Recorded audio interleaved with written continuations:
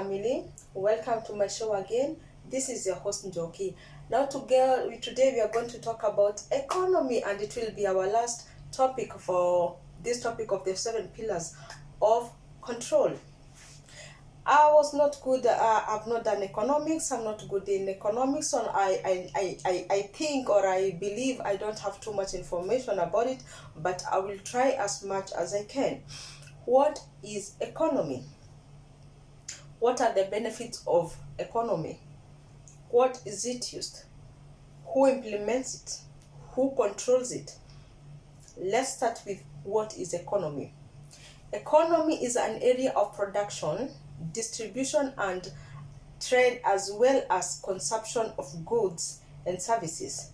In general, it is defined as a social domain to emphasize the practices, discourses, and material expressions associated with the production, use, and management of scarce resources.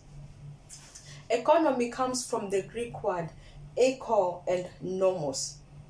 That means accounting. So for those who have done economics, for people who have done accounting, I know you can resonate well with what I mean.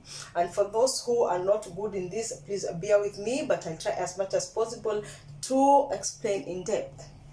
We have 3 types of economies. We have the fixed, we have the command, and we have the mixed economies. Now, what do I mean when I say it is a tool of control? What I mean is when the economy is not stabilized, or it is not stable, a state tends to collapse. When the economy falls, it causes the inflation, and this is all that at one point. The $1,000,000, the dollar. Every currency is controlled from the central bank. You go research who controls or who owns copyright to the currency or who owns the central bank. I'm not going to dwell deep in that, I'm sorry, but for the economy to be stabilized, for the farmers to be happy for the products they're producing, for the inflation to stay high or to fall, it all depends on the government. The farmers, let's say for instance the farmers can produce good farm products that are up to standard, that can go through beyond the standards that it's needed. They meet the expectations of the productive protocols. But if the government is not going to control the prices, the way things are going to produce, the way they're going to go back to the consumer, that's the person who uses the final product, it becomes a problem. So when it's a tool, you need money to survive, to get entertainment. You need money to go to education. You need finances to feed, to clothe, and to have a shelter on your head. All these pillars that I've been talking about, all of them, they come under the umbrella of economy. And it is a tool, because how a state turns out to the other nationalities depends on how well the leaders, the government, the people that are elected, how they run it. The funds, the county funds, the trust funds, the donations, how they reach to the people who need them. So what does this happen? Like some countries, especially like Africa, they borrow, they ask, they request donations of funds from IMF. But for those funds to be released, they have to say, we want this and this for our countries. But once the finances are released, the loans or whatever they are called, they don't reach to the expected consumer. The country is left to pay all the continent, because most parts of Africa have this problem of the citizens have to dig deeper for the taxes. They have to be taxed more so that they can be more finances to pay back the loans. But don't forget that those loans, those funds did benefit most of the citizens, but they tend to feel that pain, that pushing, that hardship of paying, digging deeper, to have to work more harder to get that money so that you can survive, so that you can send the children to for education, so that you can survive in the hardships of the country. And having the money as the important tool of trade, business, and everything, and it controls the production, the services, and the management of things, of the resources, of everything. We have normalized it. We think it is normal. It is normal. It is not normal at all. And that's why most of the citizens, you are more focused on working more hard so that you can sustain, you can provide your family with a life. Without money, you can't do anything. And this is not normal. It is a way that was implemented by the government, by the higher ranks, the patriarchy, to control. Because when you have one thing, a monotony of controlling something in a system, it becomes very easy to control and for people to go how you want. And this is how economy is used, and all the other pillars that I've discussed before this. So, my fellow humans, there's not much that we can control or we can do about this, because the system is there. It is controlling us. What I can urge you to do is, don't let yourself caught in the matrix. Don't sink in. Don't think that your solutions are with the government. Don't think that your solutions are in your votes. Don't think that the government has the answers to your problems. Just rise above the matrix.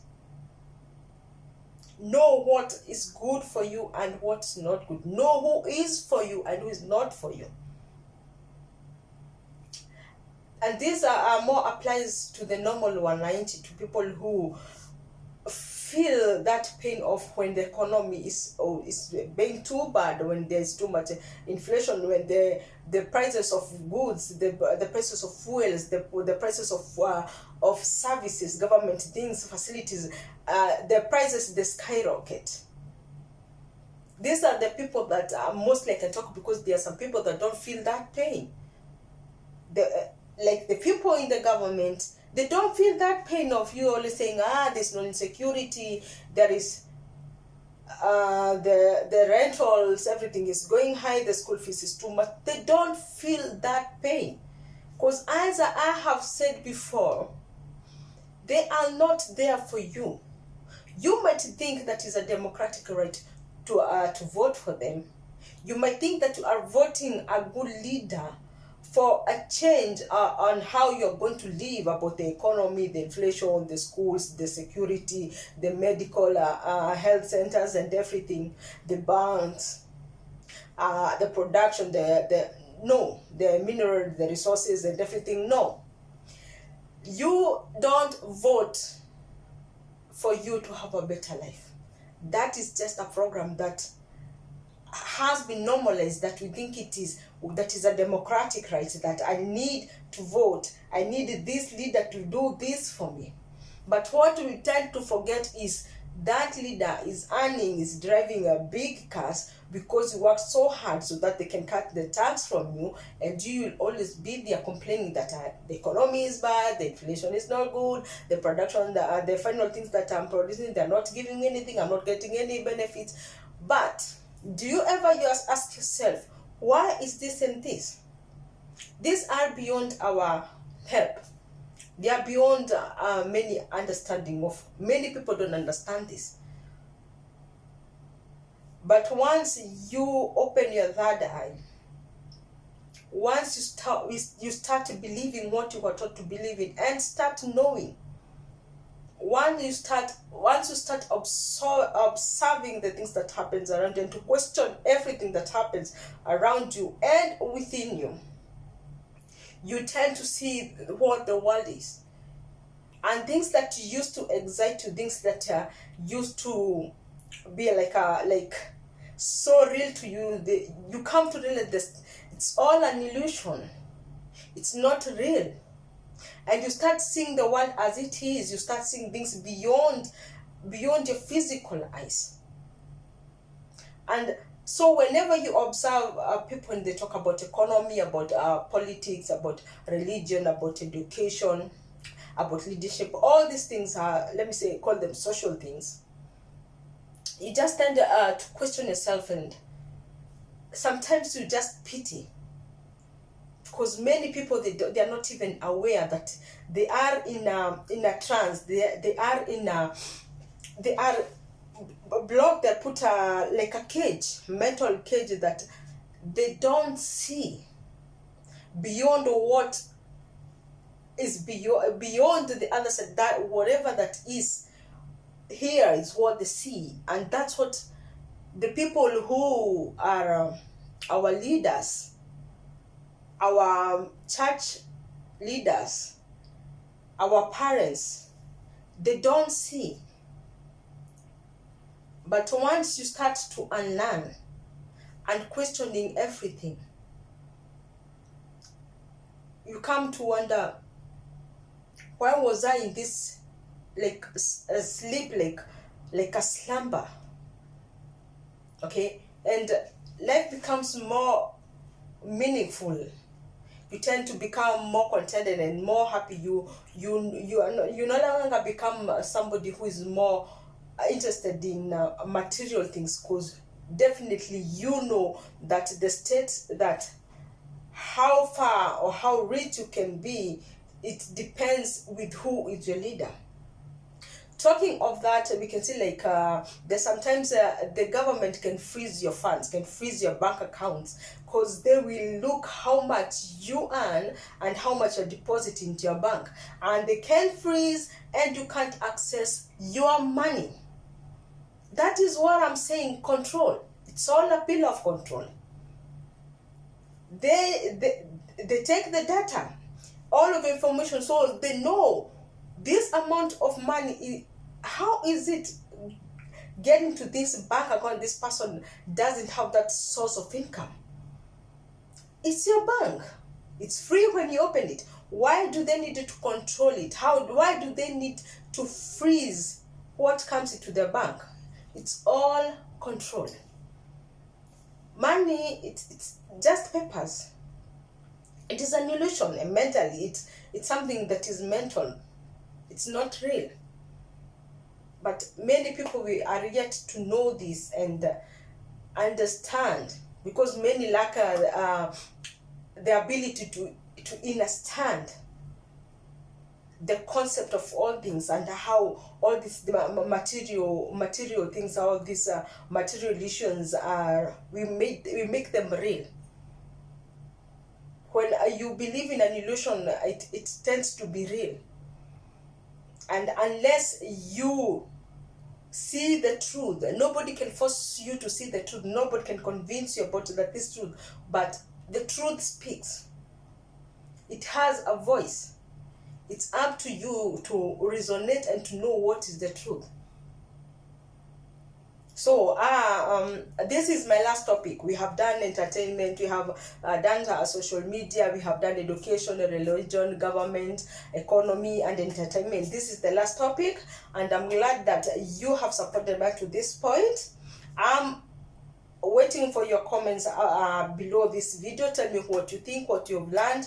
Also share with me the information you have, because it's all about unlearning to learn. And until then, for the next topic that the universe is going to help me, and the energies that I'll have to talk. Till then, shalom and be safe. Like, share, and comment. Thank you.